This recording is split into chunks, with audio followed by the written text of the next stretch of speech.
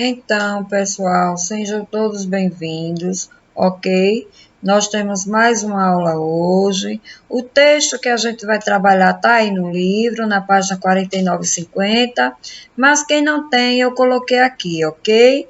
Mas antes da gente começar, né, eu vou trazendo algumas definições, até porque o texto que nós vamos trabalhar aí é uma reportagem, então eu trago a própria definição aí do livro, tá? A reportagem é um gênero textual do campo jornalístico e midiático que traz informações sobre fatos de interesse público, podendo incluir depoimentos, dados estatísticos, análise de dados e pesquisa, opiniões e interpretações do autor, entrevistas, relação de causa e consequência, entre outros, com vista a aprofundar as informações que compõem o texto. O que difere uma reportagem de uma notícia é o fato de que, na reportagem, o texto não visa necessariamente abordar um assunto pontual, algo que esteja acontecendo no momento em que está sendo noticiado, podendo ser lido vários anos depois e mesmo assim continuar interessante. Então veja só, o que é que a gente percebe nesse início? Que nós vamos ter aqui um texto que é reportagem, né, que pode ser do campo jornalístico, do campo da mídia, que vai trazer informações sobre fatos de interesse público, ok? E aí o que vai diferir essa reportagem de uma notícia é que a reportagem ela pode estar acontecendo ali naquele momento, ok? E a notícia, não, a notícia ela pode ser lida vários anos depois e mesmo assim continuar, né, interessante. Então, é isso a definição que o livro nos traz, ok? Então, depois ele nos traz a definição do que é manchete, né, de como esses textos jornalísticos eles se dividem. Então, eu tenho a manchete, que é o título principal, né, que é aquilo ali que é de maior destaque, que geralmente é escrito com letras maiores, tá? Depois eu tenho subtítulo, que é colocado abaixo do título, apenas esse subtítulo ele é colocado para despertar a curiosidade do leitor, já é em letras menores. Depois eu tenho a lead, né, que corresponde à abertura dos textos jornalísticos e contém as informações mais importantes que serão tratadas pelo autor. Então, veja só, aquela partezinha que vai trazer aquelas partes mais importantes, né, que vão ser tratadas nesse texto, justamente é o que a gente chama de lead. E aí é um parágrafo, que o que é que tem nesse parágrafo? De essencial da notícia ou reportagem. Vai ter o assunto, quem estava envolvido, onde, quando e por que aconteceu, ok?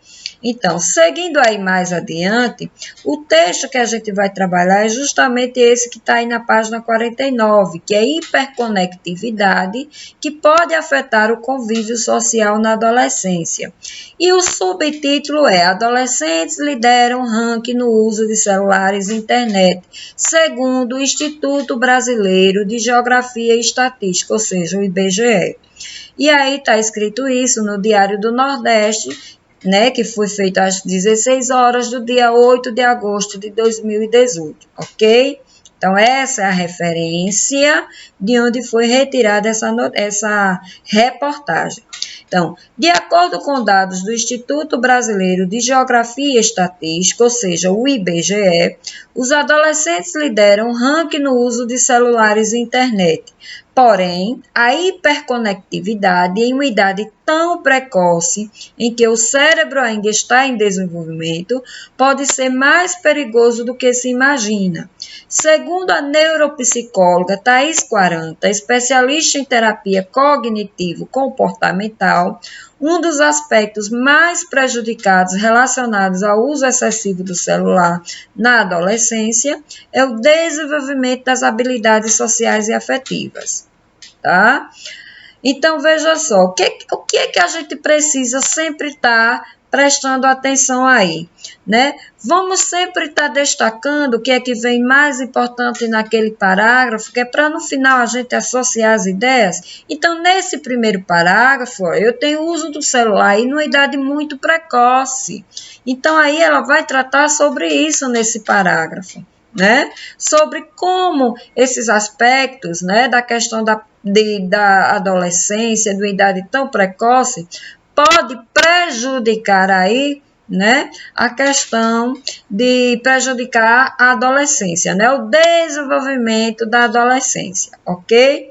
Já no próximo parágrafo, eu tenho aí a tecnologia tem seus benefícios, entretanto, o uso excessivo em uma idade em que o indivíduo ainda está em formação pode acarretar em problemas na interação social, aumentar a solidão, o risco de desenvolver depressão, além de outras condições, como a dependência da internet, reconhecida como um transtorno do controle de impulsos. Então, veja só, e nesse parágrafo, né? O que é que ele traz aí de importante para a gente? Ele traz, né, a questão, ela vai tocar, ou seja, a neuropsicóloga, né, ela vai tratar, né, na questão do uso excessivo desse celular, né? E aí ela vai falar sobre esses problemas que ele pode causar, né? Como aí aumentar a solidão, desenvolver depressão, enfim. Então, em cada parágrafo do texto, é importante que a gente destaque o que é que tem de mais importante. A gente percebe também aqui, ó, a questão do uso das aspas, né? Então, foi colocado aspa aqui, né? Foi colocada aspas aqui, ó. Então, abriu aqui, fechou aqui, justamente porque é a fala aí, né, da neuropsicóloga, ok? Então, seguindo adiante, a gente ainda continua no nosso texto. Então, aí, por que esse mundo paralelo, né? O que é que ele vai tocar aí nesse parágrafo, nesse pedaço do texto aí, que vai ser também de relevância, ou seja, de importância, tá? Então, vocês vão ler aí o texto com calma, vocês podem até destacar aí as palavras principais. Por exemplo, eu posso destacar aqui, ó, uma palavra, na hora que eu estou lendo o meu texto, eu posso destacar uma palavra que eu achei importante, como isolamento social aí, né? Então, o que é que ela vai falar sobre essa questão aí, a questão do isolamento social, não é isso? Então, vejam que a importância, né, do detalhe de cada parágrafo. Então, veja aí, ó, ela vai falar sobre a questão, nessa parte aí, ela vai falar sobre a questão do isolamento social causado pelo celular, né? Pelo uso do celular. Depois, ela vai trazer aí os problemas, né? Quando eu tenho aqui, ó, essa questão dos riscos aqui, né? Ela vai tratar desses problemas que são causados pelo uso do celular, ok? E por fim, aí no final, onde ela tem o porto seguro, né? Quem é esse porto seguro? Então, ele vai tratar também aí da questão da importância da família, né? Relacionado, qual é a importância da família, qual é o papel da família, né? Dentro desse assunto aqui. Ok? Então, mais adiante, o que é que a gente vai ter aqui? A gente vai ter, continuando o nosso texto, né? Ela vai falar sobre aqui, ó, quais são os limites para os filhos, né? A gente sabe que muitos pais trabalham fora, então quais são os limites para os filhos? Né? Depois ela vai tratar aqui, ó, na questão das dicas. Então, a neuropsicóloga, né, ela vai também aí nos dar algumas dicas, porque ela vai falar sobre a questão da idade, né, a questão do tempo que se passa no celular, o controle que os pais devem ter, né, com relação a saber sempre o que é que os adolescentes estão acessando, né? O incentivo de ter os encontros pessoais, né? De deixar mais o celular e se manter mais com família, com amigos, enfim, né? Falar com a escola, não esperar reuniões, né? Então, você está sempre sabendo como está o andamento do seu filho, quem são as amizades, né, o comportamento, as várias situações dentro da escola, né, e também pedir ajuda. E é assim que ela vai finalizar o texto, ok? Nós temos aí no final aqui, ó, a referência de onde foi tirado esse texto. Esse texto aí foi tirado, olha aqui, ó, do Diário do Nordeste, como já está lá no início. Então, todos esses detalhes aí são importantes, ok? Olha aí, ela vai trazer também mais ou menos aqui, ó, as estratégias, né, as estratégias de como se lidar com esses adolescentes, né? E aí foi o que eu falei sobre a questão do incentivo, sobre o que falar com a escola, a questão da ajuda, tá bom? Então é isso. Então vocês vão ler o texto na íntegra. Eu estou só dando uma passada aqui bem dinâmica, ok? Então, depois a gente vai ter umas questões aí para responder, certo? Então, primeira questão, qual é o assunto principal dessa reportagem? Tá? O que é que essa reportagem traz de mais importante aí para a gente? Segunda questão, de acordo com o texto, né? E aí ele fala que os adolescentes lideram esse ranking do uso de celular. Então, a realidade apontada pela pesquisa lhe surpreende? Explique a sua resposta. Lhe surpreende. Então, ele está perguntando a você, né?